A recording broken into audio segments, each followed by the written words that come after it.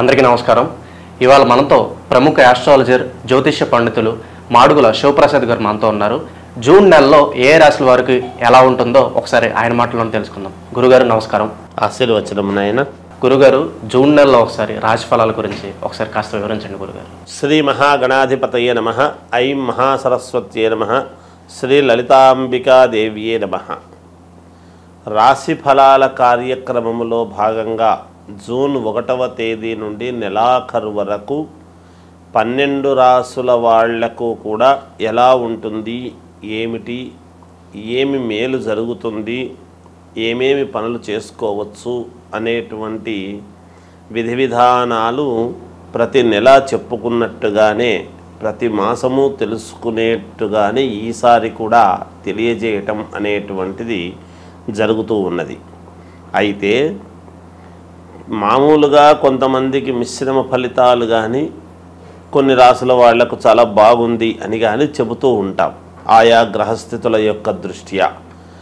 అయితే ఏది ఏమైనా రాసుల ప్రకారముగా అందరికీ బాగుండినను లగ్నము ఏ లగ్నములో అయితే పుట్టి ఉంటారో, అందరూ ఒకే లగ్నానికి పుట్టి ఉండరు కదా, అందుకని ఏ లగ్నంలో పుట్టి ఉన్నారో చూసుకుంటే కొంతమందికి బాగా జరగవచ్చును, కొంతమందికి మధ్యస్థముగా జరగవచ్చును, కొంతమందికి రాసుల ప్రకారంగా బాగుంది అని చెబుతున్నారు కానీ గురువుగారు మాకేమీ అలా జరగటం లేదే అనేటువంటి భావనతో కూడా ఉంటారు.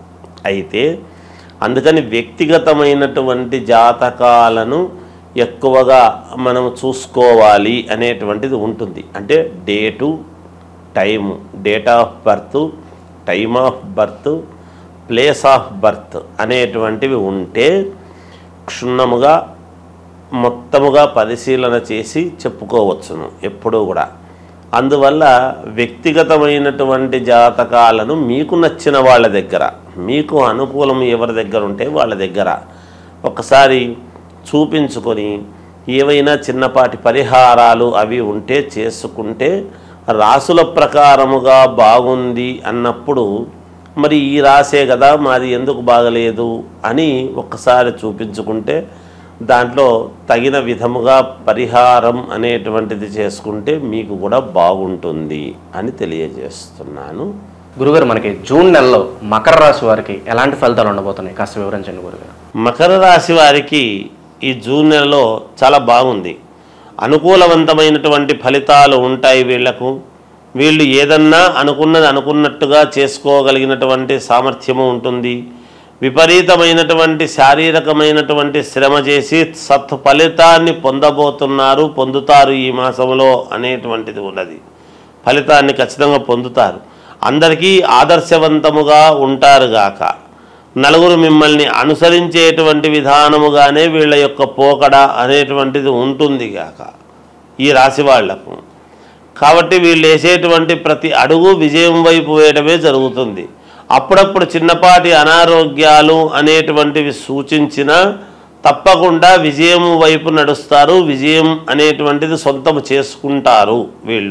వీళ్ళ మాటకు విలువ పెరుగుతుంది, సమాజంలో గౌరవం పెరుగుతుంది, ఉన్నతమైనటువంటి ఆశయాలతో ముందుకు వెళతారు ఇబ్బంది లేకుండా.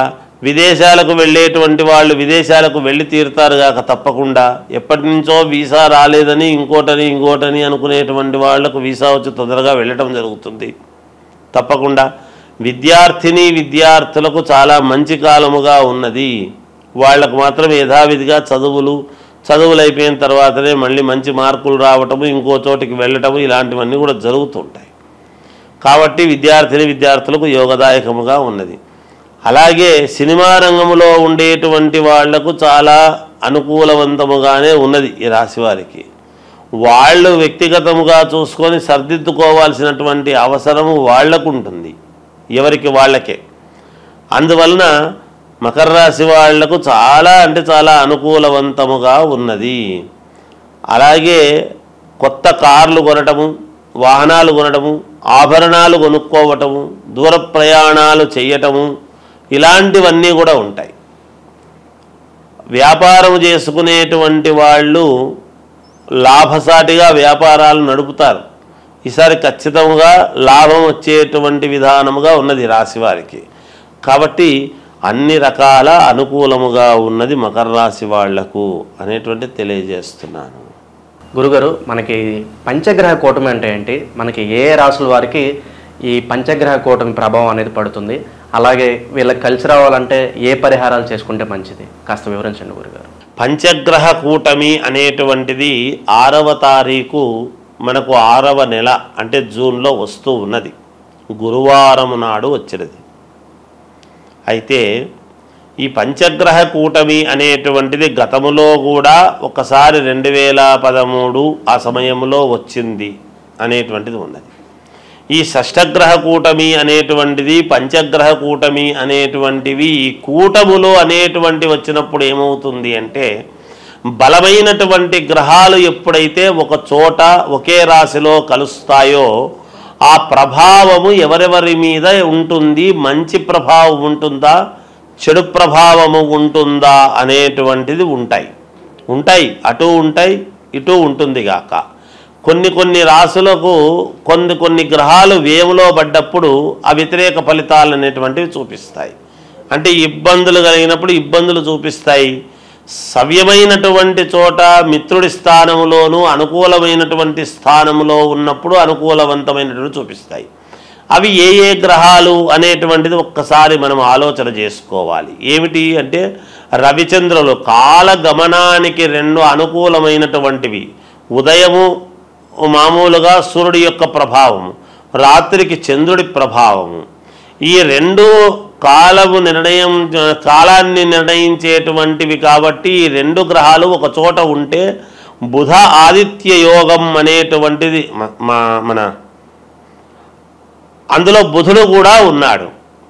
రవి బుధులు ఉండేటువంటి దాని వలన బుధాదిత్య యోగం అనేటువంటిది కూడా ఉన్నది. అలాగే శుక్రుడు అక్కడే ఉన్నాడు, గురువు అక్కడే ఉన్నాడు. మొన్ననే 1వ తారీఖు వృషభంలోకి గురువు వచ్చినటువంటి సంగతి కూడా అందరికీ తెలిసిండేటువంటిదే. అందువలన ఇవి 5 గ్రహాలు అంటే గురువు, శుక్రుడు, బుధుడు, రవి, చంద్రుడు. ఈ 5 గ్రహాలు ఒకే చోట ఉండేటువంటి దాని వలన కొన్ని రాశులకు మహాద్భుతమైనటువంటి యోగం అని ఉన్నది.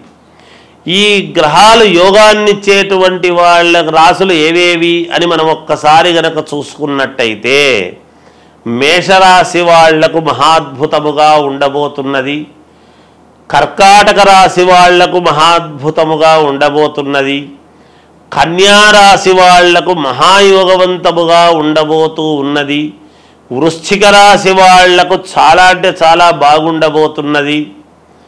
అలాగే మామూలుగా మకర రాశి వాళ్లకు కూడా చాలా బాగా ఉండబోతున్నది. ఇక కుంభరాశి వాళ్లకు కూడా కొంతవరకు బాగానే ఉంటుంది.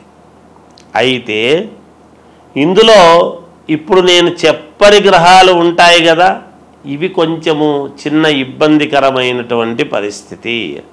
ఏమిటయ్యా అవి అంటే, అసలు ఎక్కడైతే ఉన్నాయో స్థానములో అన్నీ బరువైనటువంటివి ఏవైతే ఉన్నాయో వృషభ రాశికి సమస్యే. ఒక చోట కూటమి అని ఏర్పాటు చేసినప్పుడు ఒకే చోట ఉన్నప్పుడు అక్కడ వృషభ రాశికి ఇబ్బంది, మిథున రాశి వాళ్లకు కొంత ఇబ్బందే, కొంచెము సింహరాశి వాళ్లకు కొంత ఇబ్బంది, అలాగే తులారాశి వాళ్లకు ఇబ్బంది, ధనుస్సు రాశి వాళ్లకు మరీ ఇబ్బంది.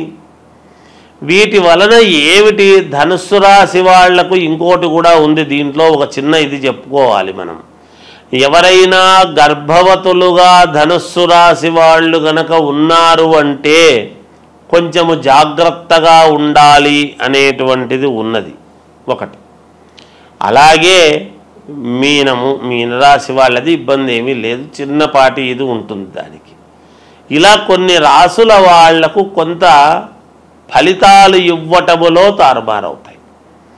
ముందే మామూలుగా అంతంత మాత్రముగా ఉంటాయి. ఈ పనులు జరిగితే బాగుంటుంది, ఈ వివాహం అయితే బాగుంటుంది, ఈ ఉద్యోగం వస్తే బాగుంటుంది, ఈ విదేశాలకు వెళితే బాగుంటుంది, లేదా ఇంకొకటి మనకు ఇది తీరితే మనకు మేలు జరుగుతుంది, ఈ ధనము రావాల్సిండేటువంటిది ఉన్నది, ఈ పొలము మనకు వాయిదాలు లేకోకుండా మనకు మన వైపు తీర్పు వస్తే బాగుంటుంది. ఇలా ఒకటి కాదు, రెండు కాదు, అనేక రకాల సమస్యలతో ఉంటారు. వాటన్నిటికీ కూడా ఒక్కసారిగా ఇన్ని గ్రహాలు ఇక్కడ ఉండేటప్పటికీ కొన్ని చెడు ఫలితాలు అనేటువంటివి ఇస్తాయి కదా. మాలాంటి వాళ్ళము ఎప్పుడూ కూడా బాగుంటుంది, బాగుండాలనే కోరుకోవాలి, కానీ భయోత్పాతమైనటువంటివి ఎప్పుడూ చెప్పరాదని నా వ్యక్తిగత అభిప్రాయం. చిన్నవి ప్రతి వాళ్ళ జీవితంలోనూ ఉంటాయి. ఉన్నంత మాత్రాన అవి పర్వాలేదు, ఏం పర్లేదు, మీకు బాగుంటుందంటే మీకు మానసికమైనటువంటి సంతోషం ఉంటుంది. కానీ మీకు ఇది బాగాలేదు, అది బాగలేదు అని చెప్తే ఎలాగబ్బా, ఆర్థిక ఇబ్బందులు అనేక రకాల సమస్యలతో ఉంటారు ఈ రోజులలో. ప్రతిదీ మాలాంటి వాళ్ళము భయముతో కూడినటువంటివి చెప్పేటప్పటికీ మీకు ఏమీ పాలుపోక నిజంగా బాగుండేటువంటి ఆత్మవిశ్వాసము కోల్పోయే పరిస్థితి ఎవరికీ రాకూడదు. అందువలన చిన్నపాటి ఇబ్బందులు, సముద్రము అన్న తర్వాత అలలు, మానవ జీవితం అన్న తర్వాత ఒడిదుడుకులు ఉంటాయి, సహజం. అది దానికి ఎవరు భయపడక్కర్లేదు. కాకపోతే మీ వ్యక్తిగతమైనటువంటి జాతకాలు ఒక్కసారి పరిశీలన చేసుకొని మీకు నమ్మకం ఉండేటువంటి వాళ్ళ దగ్గర చూపించుకొని ఈ రాశి వాళ్లకు ఏమి చేసుకుంటే మేలు, మరి బాగులేని రాశి వాళ్ళది ఏమిటి అంటే ఏమీ లేదు, జపము, తపము, హోమం ఇవి ఉంటాయి. హవనం అనేటువంటిది ఎప్పుడైతే హోమం చేసుకుంటారో మీ పేర్లతో అగ్నిహోత్రుడి యొక్క సంస్కారము వలన మీరు సంస్కరింపబడతారు, మీకు మేలు జరుగుతుంది. తప్పకుండా హోమాలు సరే, ఇంకా ఏవో కొన్ని ఉంటాయి, అవన్నీ చేసుకోవచ్చును. ఇంకా ఒకటి ఉన్నది, దీని వలన ఎప్పుడు కొన్ని ఇబ్బందులు ఉంటాయి. పైగా వచ్చినటువంటిది ఎప్పుడు అంటే ఆదివారము, గురువారము 6వ తారీఖు అమావాస్య అనేటువంటిది కూడా ఇదైంది. దాని వలన ఈ గ్రహాల యొక్క దీని వలన అమావాస్య కూడా గురువారం రోజు, పైన గురువు, మనకు ఏ యోగం ఇవ్వాలన్నా గురుబలం బాగుంటే అన్ని జరుగుతాయి అనేటువంటిది ఉన్నది నానుడి. ఈ గురువు అనేటువంటి వాడు ఎవరు? దత్తాత్రేయ స్వామి, వ్యాస మహర్షిని మనము గురువు అని భావిస్తాం. అలా దత్తాత్రేయ స్వామిని మనము గురువు అని అనుకుంటున్నప్పుడు గురువారం రోజే వెళతాం. దత్తాత్రేయ స్వామి ఎవరు? త్రిమూర్తులు కలిస్తే దత్తాత్రేయుడు. దత్తాత్రేయుడి దగ్గర 4 వేదాలు, 4 వేదాలకు సంబంధించినటువంటి ఇది. అలాగే ఈరోజు ఎవరైనా యంత్ర పూజలు చేసుకునేటువంటి వాళ్ళము, మాలాంటి వాళ్ళం మేము చేసేటువంటిది ఏమిటి అంటే మామూలుగా తాంత్రిక విద్యలు అని ఉంటాయి. అవేమి చెడు కాదు. తాంత్రిక విద్యలు అంటే శీఘ్ర ఫలితాలు రావటానికి అని ఉంటుంది. ఎవరికైనా ఏదైనా కావాలి అన్నప్పుడు తాంత్రిక విద్యలతో శీఘ్ర ఫలితాలు రావటానికి కొన్ని ప్రయోగాలు ఉంటాయి. అవి కొంచెం విశేషమైనటువంటి ప్రయోగాలు ఉంటాయి. మనకు అనుకూలముగా జరగటానికి ఒక పని అనేటువంటిది చేసుకోవటానికి అది మనము ఏదైనా ఒక పని మన వశం కావాలి అని అనుకున్నప్పుడు, వశము కావాలి అంటే అందరూ తప్పు అర్థం చేసుకుంటుంటారు. ఏదో అనవసరమైనవన్నీ మన వశం కావాలి, చెయ్యాలి అని అనుకునేటువంటి ఇది ఉంటుంది. అలా ఉండకూడదు ఎప్పుడూ కూడా. ఎందుకంటే మనకు ఒక మంత్రము మన వశము కావాలి, ఒక ఉద్యోగము మనకు కావాలి అని ఇలా కొన్ని ఉంటాయి. శీఘ్రముగా తొందరగా మన కోరికలు ఫలించాలి అనేటువంటివి. అలా శీఘ్ర ఫలితాలు రావటానికి యంత్ర పూజలు అని ఉంటాయి.